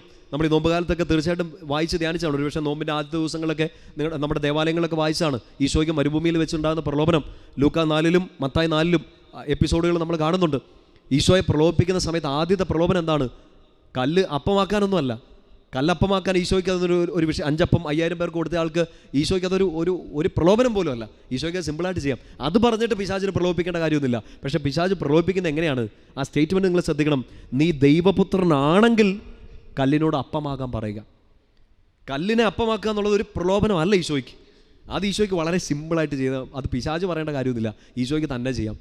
എൻ്റെ പ്രിയപ്പെട്ട സ്വരങ്ങളെ, അങ്ങനത്തെ പ്രലോഭനങ്ങളിൽ, അങ്ങനത്തെ കുഞ്ഞു പ്രലോഭനങ്ങളൊന്നും ഈശോയെ വീഴ്ത്താൻ പറ്റില്ല എന്ന് പിശാചിന് നന്നായിട്ട് അറിയാം. അതുകൊണ്ട് ആദ്യത്തെ പ്രലോഭനം തന്നെ ഒന്നാം തരം പ്രലോഭനമാണ്. ആ പ്രലോഭനം കല്ലിനെ അപ്പമാക്കാനല്ല, നീ ദൈവപുത്രനാണെങ്കിൽ കല്ലിനെ അപ്പമാക്കുക എന്ന് വെച്ചാൽ ഈശോയെ വെല്ലുവിളിക്കുകയാണ്. വെല്ലുവിളി ഒരു പ്രലോഭനമാണ്, വെല്ലുവിളി ഒരു കളിയാക്കലാണ്. നീ ഇത് തെളിയിക്ക്. ആർക്ക് വേണ്ടി? അപ്പോൾ ഈശോ ഇപ്പോൾ ആ പ്രലോഭനത്തിൽ വീണുപോയാൽ എന്നാ സംഭവിക്കുന്നത്? പിശാച് പറഞ്ഞത് അനുസരിക്കുകയാണ്. പ്രിയപ്പെട്ട സ്വരങ്ങളെ, അതേ പിശാചിൻ്റെ സ്ഥാനത്ത് ഈ കള്ളൻ നിൽക്കുകയാണ്. ഈ മോശപ്പെട്ട കള്ളൻ, നീ ദൈവപുത്രനല്ലേ, നീ ക്രിസ്തു അല്ലേ, നിന്നെ തന്നെ രക്ഷിക്ക്. ഈശോയ്ക്ക് സ്വയം രക്ഷിക്കാൻ പറ്റാഞ്ഞിട്ടല്ല, ഈശോയ്ക്ക് ഇപ്പോൾ ഇടുത്തി ഇറക്കി അവിടെ ഒരു അത്ഭുതം പ്രവർത്തിക്കാൻ പറ്റാഞ്ഞിട്ടല്ല, പക്ഷേ അവിടെ ഒരു വെല്ലുവിളി നിൽക്കുകയാണ്, പിശാചിൻ്റെ വെല്ലുവിളി. ഇപ്പം നീ പ്രൂവ് ചെയ്. താഴെ നിന്നും ചുറ്റും നിൽക്കുന്നവരൊക്കെ പറയണം, നീ ദൈവപുത്രനല്ലേ, ഇറങ്ങി വാ. എൻ്റെ പ്രിയപ്പെട്ട സ്വരങ്ങളെ, ഈശോയ്ക്ക് ഇറങ്ങി വരാം. പക്ഷേ ഇറങ്ങി വരുന്നത് പിശാചിൻ്റെ, തിന്മയുടെ, കളിയാക്കുന്നവരുടെ, പരിഹസിക്കുന്നവരുടെ സ്വരം കേട്ടിട്ടല്ല. അപ്പൻ്റെ സ്വരം മാത്രമേ അനുസരിക്കുള്ളൂ എന്ന് തീരുമാനിച്ച ഈശോയാണ് നമ്മുടെ മുമ്പിൽ മാതൃകയായിട്ട് നിൽക്കുക. നാളെ കുരിശിൽ നിൽക്കുന്ന സമയത്ത്, നാളെ വേദനകൾ വരുമ്പോൾ, നാളെ പ്രലോഭനങ്ങൾ വരുമ്പോൾ ഇങ്ങനെ ചുറ്റും നിന്ന് കള്ളന്മാർ നമ്മളെ പരിഹസിക്കും. ഇങ്ങനെ ചുറ്റും നിന്ന് ആളുകൾ നമ്മുടെ ശക്തി ചോദ്യം ചെയ്യും, നിങ്ങളുടെ വിശ്വാസത്തെ ചോദ്യം ചെയ്യും. നിങ്ങൾ ഈശോയെ വിശ്വസിച്ചല്ലേ നിങ്ങൾ നല്ല ക്രിസ്ത്യാനായിട്ട് ജീവിച്ചല്ലേ, നിങ്ങൾ നോമ്പൊക്കെ എടുത്തതല്ലേ, നിങ്ങൾ വിശുദ്ധിയിൽ ജീവിച്ചതല്ലേ, എന്നിട്ട് ഇപ്പോൾ എന്തായി? ഇതൊക്കെ ഉപേക്ഷിക്കുമെന്ന് പറഞ്ഞ് തിന്മയുടെ സ്വരം നിങ്ങളെ വീർപ്പ് മുട്ടിക്കേണ്ട പ്രിയപ്പെട്ട സ്വരങ്ങളെ, ആ സമയത്ത് മിണ്ടാതിരിക്കരുത്. ആ സമയത്ത് നിങ്ങൾ സംസാരിക്കണം, ആ സമയത്ത് നിങ്ങൾ ശാസിക്കണം. അവിടെ ആ നല്ല കള്ളൻ നമ്മുടെ മുമ്പിൽ ഒരു മാതൃകയായിട്ട് നിൽക്കുക. പ്രിയപ്പെട്ട സ്വരങ്ങളെ, സാത്താൻ്റെ ആ സ്വരം ഈ പ്രലോഭനങ്ങളുടെ രൂപത്തിൽ മാത്രമല്ല, നിരാശയുടെ രൂപത്തിൽ വന്നേക്കാം. നമ്മളിപ്പോൾ ഈ പറഞ്ഞതുപോലെ തന്നെ ഒരു കുമ്പസാരത്തിന് വേണ്ടിയൊക്കെ ഒരുങ്ങുമ്പോൾ, ഈ നോമ്പിൽ ചില പ്രായശ്ചിത്തങ്ങളൊക്കെ എടുക്കുമ്പോഴത്തേനും നമ്മളെ കുറ്റപ്പെടുത്തുക മാത്രമല്ല, നമ്മുടെ കഴിഞ്ഞ കാലം കാണിച്ചിങ്ങനെ പേടിപ്പിക്കുക മാത്രമല്ല, നമ്മളെ നിരാശപ്പെടുത്തും ചില സമയത്ത് പിശാച്. ശരിയാവില്ലെന്ന്, നീ നേരത്തെ കുമ്പസാരിച്ചല്ലേ, നീ കഴിഞ്ഞ വർഷം നോമ്പ് നോക്കിയതല്ലേ, എന്നിട്ട് എന്തെങ്കിലും മാറ്റമുണ്ടോ? ഇങ്ങനെ നിരാശ തരും. നമുക്ക് രക്ഷപ്പെട്ട് കയറി പോരാൻ പറ്റില്ല എന്നുള്ളൊരു സ്വരം തരും. ഈ നിരാശയുടെ സ്വരത്തെയും നമ്മൾ ശാസിക്കണം. കർത്താവിനോട് കർത്താവിൻ്റെ നാമത്തിൽ പറഞ്ഞ് പ്രാർത്ഥിക്കണം, നിരാശയെ ശാസിക്കണം. പ്രിയപ്പെട്ട ഗബ്രിയേൽ അമോർത്ത് അച്ഛനെക്കുറിച്ച് നിങ്ങൾ കേട്ടിട്ടുണ്ടാവും. തിരുസഭയുടെ ഏറ്റവും ശക്തനായ ഭൂതോച്ചാടകരിലൊരാളായിരുന്നു ഫാദർ ഗബ്രിയേൽ അമോർത്ത്. അദ്ദേഹം പറയുന്നുണ്ട്, ഈ പിശാചിനെ ബഹിഷ്കരിക്കാൻ പോകുന്ന സമയത്ത് ഏറ്റവും ആദ്യത്തെ പ്രാർത്ഥനകളൊന്ന് നിരാശയെ ശാസിക്കുക എന്നുള്ളതാണ്. അച്ഛനിങ്ങനെ ഭൂതോച്ചാടനത്തിന് എക്സോസിസത്തിനൊക്കെ പോകുന്ന സമയത്ത് ഒരു വ്യക്തിയെ ഇങ്ങനെ പിശാച് ബാധിച്ചാണെന്നുള്ള ഒരു സംശയമുണ്ടായാൽ ആദ്യം ചെയ്യുന്നതാണ് അവളുടെ ഉള്ളിലുള്ള നിരാശയെ ശാസിക്കും. പ്രത്യേകിച്ച് പരിശുദ്ധ അമ്മയുടെ പേര് പറഞ്ഞ് പരിശുദ്ധ അമ്മയുടെ സാന്നിധ്യം വിളിച്ച് പ്രാർത്ഥിച്ചുകൊണ്ട് നിരാശയെ ശാസിക്കും. പിശാചിനെ ശാസിക്കുന്നതിൻ്റെ ആദ്യത്തെ ഭാഗമായിട്ട് തിരുസഭയുടെ ഔദ്യോഗികമായ എക്സോസിസ്റ്റുകളിൽ ഒരാളായിരുന്ന ഫാദർ ഗബ്രിയേൽ അമോർത്ത് ചെയ്തുകൊണ്ടിരുന്ന ശുശ്രൂഷയെക്കുറിച്ചാണ് പറയുന്നത്. നിരാശയെ ശാസിക്കും. അത് നമ്മൾ ശ്രദ്ധിക്കണം. ഈ കള്ളൻ ഈ തിന്മയുടെ ശബ്ദത്തെ ശാസിച്ചതുപോലെ ശാസിക്കണം. ഒപ്പം തന്നെ പിശാചിൻ്റെ സ്വരമാണ് പ്രലോഭനങ്ങളിലേക്ക് നമ്മളെ വിളിക്കുന്ന ഒരു സ്വരം. ഇത് ചെയ്തോ, ഇത് കുഴപ്പമില്ല എന്ന് പറഞ്ഞുകൊണ്ടുള്ള ഒരു സ്വരം ശാസിക്കണം. ന്യായീകരണത്തിൻ്റെ ഒരു സ്വരം പിശാച് നമ്മുടെ മുമ്പിൽ കൊണ്ടുതരും. ഇത് സാരമില്ല, ഇതെല്ലാവരും ചെയ്യുന്നതല്ലേ, ഇതിപ്പോൾ മനുഷ്യനല്ലേ, ഇതിങ്ങനെയൊക്കെ പറ്റിപ്പോവും, സാഹചര്യം ആയതുകൊണ്ടല്ലേ. ആ സ്വരത്തെ ശാസിക്കണം. ചിലപ്പോൾ ഭയങ്കരമായ ഒരു റാഷണലൈസേഷൻ കൊണ്ടുതരും. ഇത് കുഴപ്പമൊന്നുമില്ല, ഇതിങ്ങനെയൊക്കെ സംഭവിക്കും, ആരായാലും ചെയ്തു പോകും, അവർ ചെയ്തു ഇവർ ചെയ്തു, ഇവർക്കൊന്നും ഒരു കുഴപ്പമില്ലോ എന്നൊക്കെ പറഞ്ഞുകൊണ്ടുള്ള ഒരു പ്രലോഭനത്തിൻ്റെ സ്വരം വരും, ന്യായീകരണത്തിൻ്റെ സ്വരം വരും. ഇത് നിൻ്റെ ഒരു സാഹചര്യം ഇങ്ങനെ ആയതുകൊണ്ടല്ലേ, അവരിങ്ങനെ ചെയ്തുകൊണ്ടല്ലേ നീ ഇങ്ങനെ ചെയ്തു പോയത്, അതുകൊണ്ട് കുഴപ്പമില്ല എന്നൊക്കെയുള്ള സ്വരം. എല്ലാ തിന്മയുടെ സ്വരത്തെയും ശാസിക്കണം. നല്ല തീരുമാനങ്ങളെടുത്ത് മുമ്പോട്ട് പോകുമ്പോൾ അവൻ്റെ സ്വരത്തെ ആദ്യം ശാസിക്കണം. നിരാശയെ ശാസിക്കണം. ഈ പ്രലോഭനങ്ങളെ ശാസിച്ച് പുറത്താക്കണം. പാസ്റ്റ് കാണിച്ചവൻ പേടിപ്പിക്കുമ്പോൾ പാരഡൈസ് കാണിച്ചവനെ തിരിച്ച് പേടിപ്പിക്കണം. കഴിഞ്ഞ കാലം കാണിച്ചവൻ വിഷമിപ്പിക്കുമ്പോൾ ഈശോ ഒരുക്കിയ പറുദീസ കാണിച്ചവനെ തിരിച്ച് പേടിപ്പിച്ച് ഓടിക്കണം. എൻ്റെ പ്രിയപ്പെട്ട സ്വരങ്ങളെ, ഈ നല്ല കള്ളൻ ചെയ്ത ആദ്യത്തെ കാര്യം അതാണ്. ഇനി രണ്ടാമത്തെ ഒരു കാര്യം വളരെ പ്രധാനപ്പെട്ടതാട്ടോ. തിന്മയെ ശാസിച്ചാൽ മാത്രം പോരാ. നമുക്ക് ഒരു വീട് അടിച്ച് വാരി വൃത്തിയാക്കിയിട്ടിരിക്കുന്നു, അവൻ പോയി അവനേക്കാൾ ശക്തിയുള്ള 7 പേരെ കൊണ്ട് വരുമെന്നാണ് ഈശോ ഇങ്ങനെ സൂചിപ്പിച്ചു തരുന്നത്. അതുകൊണ്ട് തിന്മയെ ശാസിച്ചാൽ മാത്രം പോരാ, നമ്മൾ ഈ വീട് നന്നായിട്ടൊന്ന് അടിച്ചു വാരുകയും ചെയ്യണം. അതിന് ശേഷമാണ് ഈ 7 പേര് വരാതിരിക്കാൻ വേണ്ടി ഈശോയെ പ്രതിഷ്ഠിക്കേണ്ടത്, ഈശോയ്ക്ക് 1ാം സ്ഥാനം കൊടുക്കേണ്ടത്. ആദ്യം തിന്മയെ ശാസിക്കണം, രണ്ടാമത് ഈ വീടൊന്ന് അടിച്ചു വാരണം. വീട് അടിച്ചു വാരുന്നതിൻ്റെ പേരാണ് കുമ്പസാരം. പ്രിയപ്പെട്ട സ്വരങ്ങളെ, നമുക്കിങ്ങനെ നമ്മുടെ വീടിൻ്റെ മുറ്റം ഇല്ലെങ്കിൽ നമ്മുടെ വീട്ടിലെ മുറി നമ്മളിങ്ങനെ ക്ലീൻ ചെയ്യാറുണ്ടല്ലേ, കൂടെ ക്ലീൻ ചെയ്യാറുണ്ട്. ചിലർ ഡെയിലി ക്ലീൻ ചെയ്യുന്നവരുണ്ട്, ചിലർ ആഴ്ചയിലൊരിക്കൽ ക്ലീൻ ചെയ്യുന്നവരുണ്ട്. 2-3 മാസത്തേക്കൊന്നും നമ്മുടെ വീട് അടിച്ചു വാരാതെ മുറി അടിച്ചു വാരാതിരിക്കില്ല. കാരണം അത് അത്രയും വൃത്തികേടാവും നമുക്കറിയാം. ചിലപ്പോൾ ആ വീട്ടിൽ വീണത് ഒരേ പൊടിയായിരിക്കും, ഒരേ കടലാസ് കഷ്ണമായിരിക്കും. വീടിൻ്റെ മുറ്റത്ത് വീണത് ഇന്നലെ വീണ അതേ റബ്ബറിൻ്റെ ഇലകളൊക്കെ തന്നെ ആയിരിക്കും. നമ്മൾ പരാതിപ്പെടുകയൊന്നുമില്ല, ഇന്നലെ വീണ ഇലയല്ലേ, ഇന്നലെ ഞാൻ അടിച്ചു വാരിയതല്ലേ, ഇന്നെന്തിനാ അടിച്ചു വാരുന്നത്. നമ്മുടെ വീടിൻ്റെ പരിസരം മുറി ഒക്കെ വൃത്തിയായിട്ട് സൂക്ഷിക്കണം. നമുക്ക് നന്നായിട്ട് അറിയാം. നമ്മൾ കുളിക്കാറില്ലേ, എല്ലാ ദിവസവും കുളിക്കുന്നവർ, ദിവസം ചിലപ്പോൾ 5-6 തവണ കുളിക്കുന്നവരൊക്കെ ഉണ്ടാവും. എൻ്റെ പ്രിയപ്പെട്ട സ്വരങ്ങളെ, ഇന്നലത്തെ അതേ ശരീരം, ഇന്നലെ വീണതുപോലത്തെ അതേ അഴുക്കുകളൊക്കെ നമ്മുടെ ശരീരത്തുണ്ട്. ഇന്നലെ ഉപയോഗിച്ച് അതേ സോപ്പായിരിക്കും ചിലപ്പോൾ തേഞ്ഞ് ബ്ലേഡ് പോലെ ആകുന്നവരെ ചിലപ്പോൾ നമ്മൾ പിന്നെ ഉപയോഗിക്കുന്നത്. നമ്മൾ പരാതി പറയാറുണ്ടോ, ഇന്നലെ ഇതേ സോപ്പ് ഉപയോഗിച്ചല്ലോ, ഇന്നലെ ഇതുപോലെ കുളിച്ചാണല്ലോ, എന്നിട്ട് തന്നെ ഇന്നെന്തിനാണ് ഞാൻ കുളിക്കുന്നത്. നമ്മളിങ്ങനത്തെ പരാതികളൊന്നും പറയാറില്ല. പ്രിയപ്പെട്ട സ്വരങ്ങളെ, പാപത്തിൻ്റെ കാര്യത്തിൽ മാത്രം, കുമ്പസാരത്തിൻ്റെ കാര്യത്തിൽ മാത്രം ചിലപ്പോൾ നമ്മളിങ്ങനെ പറയും, നമ്മൾ ന്യായീകരണങ്ങൾ പറയും. ഞാൻ കഴിഞ്ഞ ആഴ്ച കുമ്പസാരിച്ചാണ്, ഇപ്പോഴും ഞാൻ അതേ തെറ്റ് തന്നെ ആവർത്തിച്ചു, ഇനി എന്തിനാണ് കുമ്പസാരിക്കുന്നത്.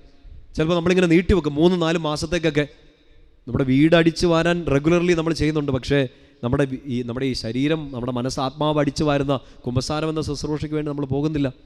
നമ്മൾ വിചാരിക്കും ഇങ്ങനെ നീട്ടിവെച്ചാൽ കുഴപ്പമില്ലെന്ന്. എൻ്റെ പ്രിയപ്പെട്ട സ്വരങ്ങളെ, ഇപ്പം നിങ്ങൾക്കൊരു 40 വയസ്സായുള്ള ഒരാളത് കേൾക്കുന്നതെന്ന് വിചാരിച്ച്, വലിയ ഒരു 10 വയസ്സുള്ള കൊച്ചാണിത് കേൾക്കുന്നത് വിചാരിക്കും, 80 വയസ്സുള്ളൊരു അമ്മച്ചി അത് കേൾക്കുന്നത് വിചാരിക്കും. കഴിഞ്ഞ 80 വർഷമായിട്ട് അമ്മച്ചി പല്ല് തേച്ചുകൊണ്ടിരിക്കുന്നുണ്ട്. പക്ഷേ നാളെ പല്ല് തേച്ചില്ലെങ്കിൽ വായിൽ മണം ഉണ്ടാവും. നമുക്കറിയാം ആ കാര്യം. പക്ഷേ കുമ്പസാരത്തിൻ്റെ കാര്യം ശ്രദ്ധിച്ച്, നിങ്ങളുടെ ശരീരം ഒറ്റ ദിവസം കഴിഞ്ഞ 80 വർഷമായിട്ട് പല്ല് തേച്ചിട്ടും നാളെ പല്ല് തേച്ചില്ലെങ്കിൽ ഇത് മണം ഉണ്ടാക്കുമെങ്കിൽ, മോശമായ മണം ഉണ്ടാക്കുമെങ്കിൽ, ഈ കുമ്പസാരിക്കാതെ നടന്നാൽ ആത്മാവിനുണ്ടാകുന്ന ആ ചീഞ്ഞ മണം എത്ര വലുതാണെന്ന് ഓർത്തേക്കുക.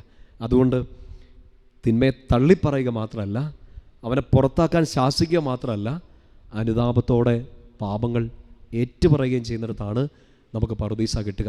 നല്ല കള്ളൻ അങ്ങനെ ഒരു ഉദാഹരണം, അങ്ങനെ ഒരു കാര്യം രണ്ടാമത്തെ സ്റ്റെപ്പിൽ നമ്മുടെ മുമ്പിൽ കാണിക്കുന്നുണ്ട്. ലൂക്കാസ് സുവിശേഷം 23-ാമത്തെ അധ്യായം തന്നെ എടുക്കാം. അതിൻ്റെ 41-ാമത്തെ വാക്യം, മുമ്പേ വായിച്ച വചനം ഒന്നുകൂടെ വായിക്കുമ്പോഴാണ് ക്ലാരിറ്റി കിട്ടുക. 40 മുതലുള്ള വാക്യം വായിക്കാം. അപരൻ അവനെ ശകാരിച്ചു പറഞ്ഞു, നീ ദൈവത്തെ ഭയപ്പെടുന്നില്ലേ? നീയും അതേ ശിക്ഷാവിധിയിൽ തന്നെയാണല്ലോ. അടുത്ത വാക്യം ശ്രദ്ധിക്കുക, 41.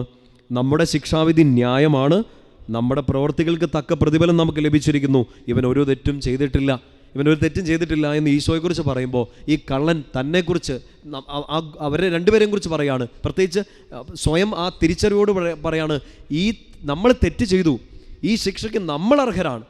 നമ്മൾ 3 പേരും കുരിശിൽ കിടക്കാണ്.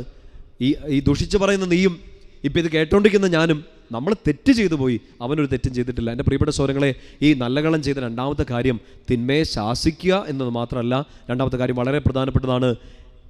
ഞാൻ തെറ്റ് ചെയ്തു പോയി എന്ന് സമ്മതിച്ചു. എന്ന് വെച്ചാൽ കുരിശ കിടന്നുകൊണ്ട് അയാൾ ഒരു കുമ്പസാരം നടത്തി. ആ കുമ്പസാരത്തിൻ്റെ ആദ്യത്തെ അടയാളമാണ് എന്താണ്? കുമ്പസാരത്തെക്കുറിച്ചൊക്കെ നമ്മൾ പഠിക്കുമ്പം നമ്മൾ ഓർക്കുന്നില്ലേ അതിൻ്റെ സ്റ്റെപ്പുകളിൽ? പാപത്തെ ഓർത്ത് അനുദപിക്കുക, ചെയ്ത് തെറ്റായിപ്പോയെന്നൊന്ന് ഓർക്കുക. അവിടെയാണ് അനുതാപം ആരംഭിക്കുന്നത്. പ്രിയപ്പെട്ട സഹോദരങ്ങളെ, പൗലോസ് നമ്മളോട് റോമാക്കാർക്ക് എഴുതിയ ലേഖനത്തിൽ പറഞ്ഞിരുന്നില്ലേ 7-ാമത്തെ അധ്യായത്തിൽ 17 മുതലുള്ള വാക്യങ്ങളിൽ, നന്മ ചെയ്യാൻ എനിക്ക് ആഗ്രഹമുണ്ട്, പറ്റുന്നില്ല. തിന്മ ഒഴിവാക്കണമെന്ന് ആഗ്രഹമുണ്ട്, ആഗ്രഹിക്കുന്ന നന്മ എനിക്ക് ചെയ്യാനും പറ്റുന്നില്ല. ഒഴിവാക്കാൻ ഞാൻ പരിശ്രമിക്കുന്ന തെറ്റ് വീണ്ടും വീണ്ടും ചെയ്തു പോവുകയാണ്. അതിനൊരു കാരണം പൗലോസിലെ പറയുന്നുണ്ട്, ആത്മാവിൽ നിറഞ്ഞുകൊണ്ട്, എൻ്റെ ഉള്ളിൽ വസിക്കുന്ന പാപം, ഐ എം എ സിന്നർ, ഞാനൊരു പാപിയാണ്. അത് ഏറ്റു പറയുന്നിടത്താണ് കർത്താവിൻ്റെ കൃപ നിറയുക. ഈ കള്ളൻ കുരിശിൽ കടന്നുകൊണ്ട് ഒരു കുമ്പസാരം നടത്തുകയാണ്.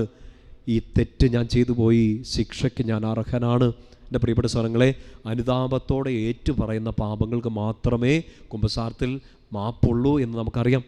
ഞാൻ കുമ്പസാരിച്ചു, പക്ഷെ പാപമോചനം കിട്ടുന്ന എപ്പോഴാണ്?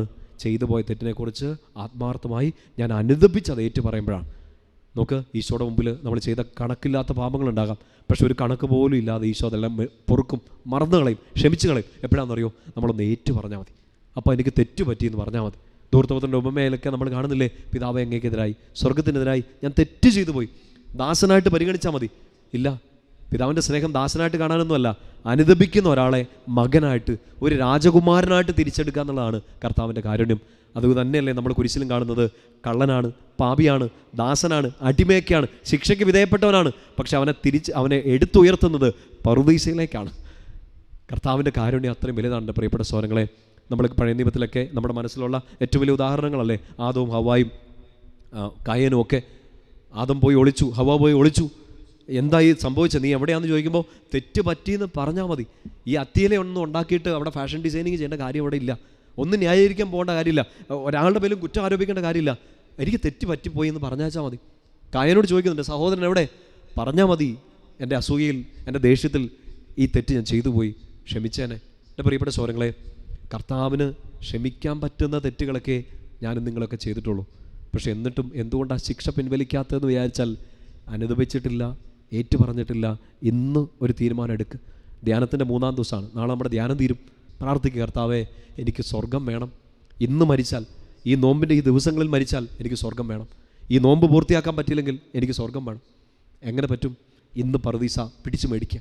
നല്ല കള്ളനെ പോലെ അവൻ പറഞ്ഞു, എന്നെ ഓർക്കണേന്ന് പറഞ്ഞു. അവൻ്റെ തെറ്റുകളെ ഓർത്ത് അനുദപിച്ചു, അത് ഏറ്റു പറഞ്ഞു, ശിക്ഷയ്ക്ക് അർഹനാണെന്ന് അനുദപിച്ചു പറഞ്ഞു, ഒപ്പം തന്നെ തിന്മയെ ശാസിച്ചു. പ്രിയപ്പെട്ട സ്വരങ്ങളെ, അവിടെ അവസാനിക്കുന്നില്ല. അവനൊരു സ്വർഗം പിടിച്ചു മേടിക്കുന്ന ഒരു അനുഭവമുണ്ട്. നമ്മൾ പാപങ്ങൾ തള്ളിപ്പറഞ്ഞു, തിന്മയെ ശാസിച്ചു, വീടടിച്ചു വാരി പോരാ, ഇനി 7 പേര് വന്ന് നമ്മളെ ഉപദ്രവിക്കാതിരിക്കണമെങ്കിൽ അവിടെ ഈശോയ്ക്ക് 1-ാം സ്ഥാനം കൊടുക്കണം.